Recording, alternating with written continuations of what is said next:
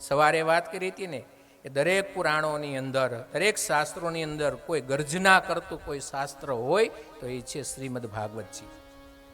એ મોક્ષ આપનારું છે. અરે પરીક્ષિત મહારાજને જીવતા મુક્તિની જો અનુભૂતિ કરાવનારું શાસ્ત્ર જો આ જગતમાં હોય તો આ શ્રીમદ ભાગવતજી છે. તો પછી મેરા પછી તો મુક્તિ જ હોય. માણસને જીવતા મુક્ત કરી દે, અસંગ કરી દે. એવા ગાવું હોય તો આ શ્રીમદ ભાગવતજીને ગાઓ. આ જગતમાં કયું તત્વ છે, કયો રસ છે જે પીવો જોઈએ?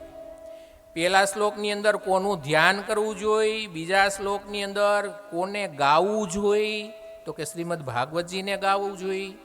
ત્રીજા શ્લોકની અંદર પીવા જેવી વસ્તુ કઈ છે તો કેવી રીતે પીવાની છે? આપણા કાનપુટોથી, અને કાનપુટોથી પી અને હૃદયસ્થ કરવાની છે.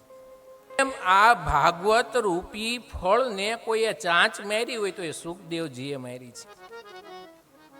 તો આ ફળ પીવા જેવું છે. આપણને એમ થાય મહારાજ ફળ થોડું પીવાય, ફળ ખવાય. હે, દરેક ફળની અંદર જુઓ, છોટલા હોય, ગોટલાય હોય, બીજ હોય. કોઈની છાલ કાઢી નાખવી પડે, કોઈના છોતરા કાઢી નાખવા પડે. કોઈ ફળ ખાવું હોય તો એમાંથી બીજ કાઢી નાખવો પડે. પણ આ ફળ એવું છે, નથી આમાં છોટલા, નથી આમાં ગોઠલા, કે નથી આમાં બીજ. પૂરેપૂરું રસથી લબાલબ આપણા કર્ણપુટોથી એ પીવાનું છે. એવું આ ફળ રહેલું છે. તો કે કયું ફળ? તો કે આ શ્રીમદ ભાગવત રૂપી આ ફળ રહેલું છે.